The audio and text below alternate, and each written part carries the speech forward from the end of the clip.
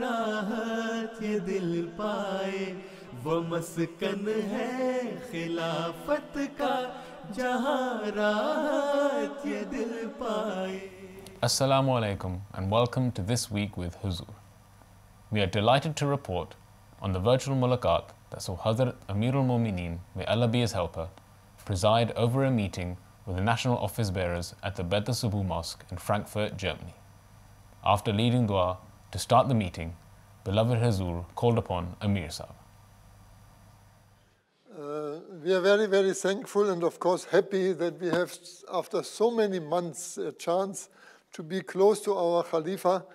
And it is almost a year, not months. Yes, it's almost a year. It was in February, might be, we had the last chance to meet Hazur. You had a chance to meet me, but I didn't have chance to see Ahmadis or your Amla members. My last visit was in October 2019. Now it is October, so almost 1 year. Hazrat Amir al-Mu'mineen, may Allah be his helper, spent an hour and a quarter with Germany's national Amla on Sunday. During a wide-ranging mulaqat, Amla members presented reports and sought guidance. Secretary Talim? جی حضور. وسیم غفار, Secretary Talim. اچھا, آپ کے university going student کتنے ہیں؟ حضور خدام کی تعداد 1400 نہیں پتہ رہا, پوچھ رہا, میں پوچھ رہا ہوں یونیورسٹی جانے والے اسٹوڈنٹ کتنے ہیں؟ جماعت میں لڑکے اور لڑکیاں ہیں, بچے اور بچیاں ہیں. خدام لجنہ آپ کا تعلق کوئی نہیں اس سے. جہاں خدام لجنہ کا ذہن میں آپ کے تصور آتا ہے نا, وہیں آپ کی خدام اور لجنہ میں دخل اندازی شروع ہو جاتی ہے.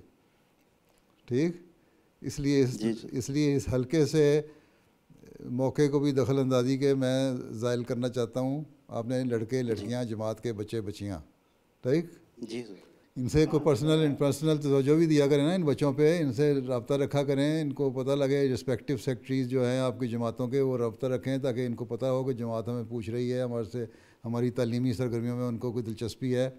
بعض ایسے ہیں بچے جن کے ماں باپ زیادہ پڑھے لکھے نہیں ہیں, ان کو ذاتی دلچسپی لیں گے تو ان بچوں کو پڑھائی کی طرف بھی شوق پیدا ہوگا, ماں باپ کو بھی توجہ پیدا ہوگی کہ ہاں جماعت پوچھ رہی ہے, ہم نے جو ہمارا جماعتی ٹیلنٹ ہے اس کو ضائع نہیں کرنا.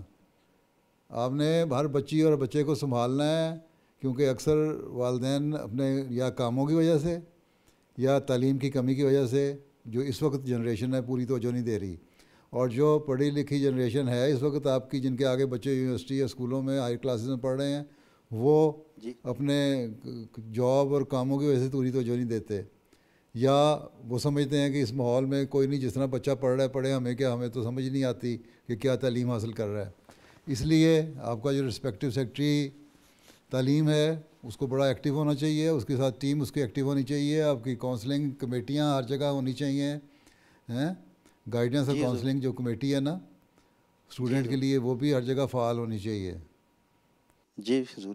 Hazur also gave guidance to the National Secretary Tarbiyat in Germany. صوبہ تربیت کا بھی کام ہے کہ کوآرڈینیٹڈ پروگرام بنائیں اسرار اللہ اور لجنہ اور خدام الحمدیہ کے ساتھ مل کے تربیت کا, تاکہ یہ جو ماحول کے اثر کے تحت بچے باہر جا رہے ہیں, بچیاں باہر جا رہی ہیں, بچیوں کے رشتے نہیں ملتے, فرسٹریشن پیدا ہو رہی ہے, دنیاوی خواہشات بڑھ رہی ہیں, دین کی طرف رغبت کم ہو رہی ہے. اس کے لیے ہم کیا کر رہے ہیں, ہم نے یہ بنایا اور وہ بنایا اور یہ کر دیا, کاغذ پہنچا کے اس کا نتیجہ کیا نکلا. مجھے تو یہ بتائیں کہ کتنے لوگ ہیں آپ نے اس سال میں تہجد گزار بنا دیے, کتنے لوگ ہیں جو 5 وقت جماعت نماز پڑھنے والے بنا دیے, کتنے لوگ ہیں جن کو آپ نے قرآن کریم کی باقاعدہ تلاوت کرنے اور اس پہ غور کرنے والا بنا دیا. یہ معین آپ چاہے عزیز کریں کہ جوں اب جماعت پھیل رہی ہے, زمانہ دور ہو رہا ہے اور یہ حالات پیدا ہو رہے ہیں جہاں خلافت سے بھی تعلق براہ راست کم ہو رہا ہے اور نبوت کا زمانے سے بھی دوری ہو رہی ہے, تو اس میں اور زیادہ آپ کو جامع پروگرام بنانے پڑیں گے, ٹھیک ہے, تاکہ قریب لائیں.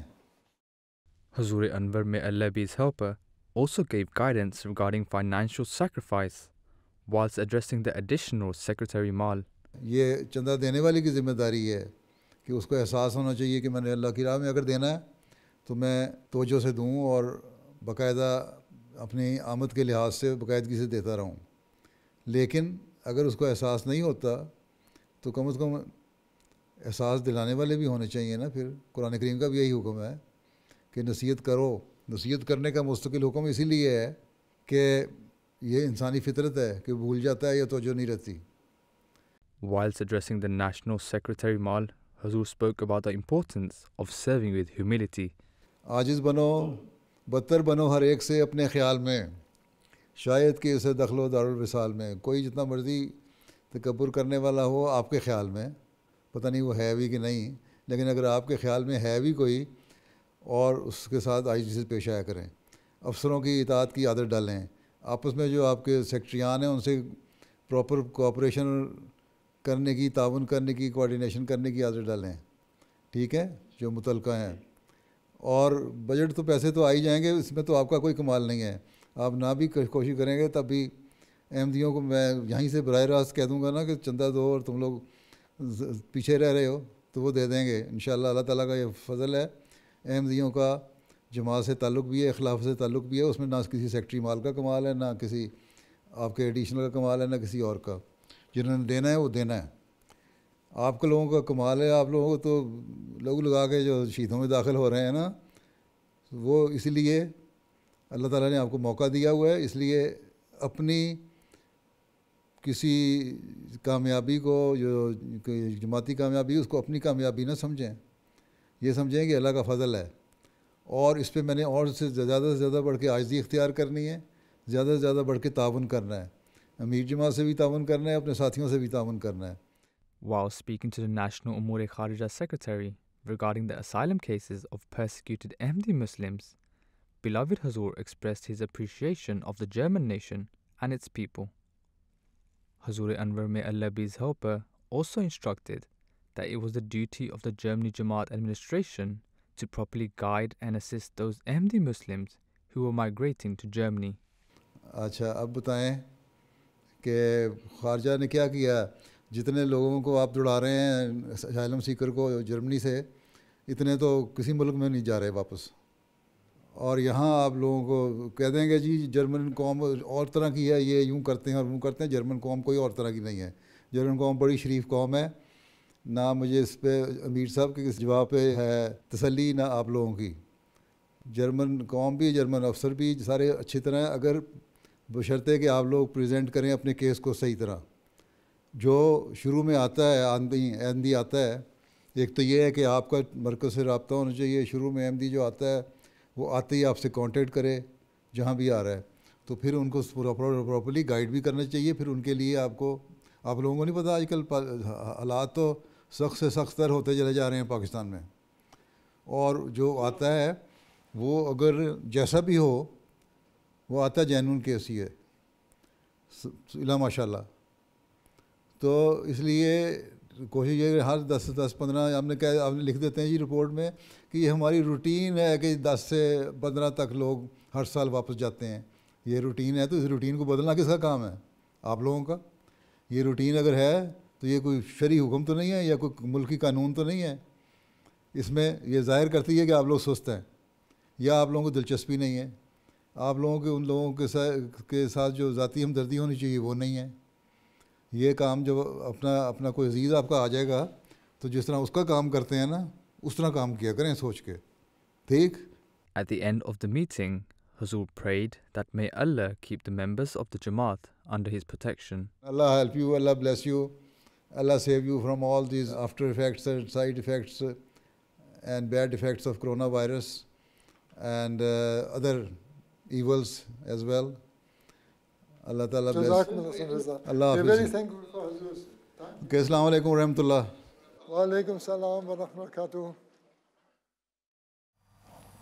Those were just a few selected highlights from the Germinal National Amla's recent mulaqat. We now turn to our final segment, a clip from this week's Friday sermon. Beloved Hazur continued his series on the Holy Prophet ﷺ's companions during the Friday sermon. This week, he spoke at length on Hazrat Muaz bin Jabal Radhiyallahu anhu. Hazrat Muaz bin Jabal کہ آن حضرت صلی اللہ علیہ وسلم سے محبت اخلاص کا اس واقعے سے بھی اندازہ ہوتا ہے کہ غزوہ احد کے بعد جب یہ نبی کریم صلی اللہ علیہ وسلم مدینہ واپس تشریف لائے تو گریہ ازاری کی آواز گلیوں سے آ رہی تھی۔ آپ نے فرمایا یہ کیا ہے؟ انہوں نے کہا کہ انصار کی خواتین ہیں جو اپنے شہداء پر رو رہی ہیں۔ آپ نے فرمایا حمزہ کے لیے کوئی رونے والا نہیں؟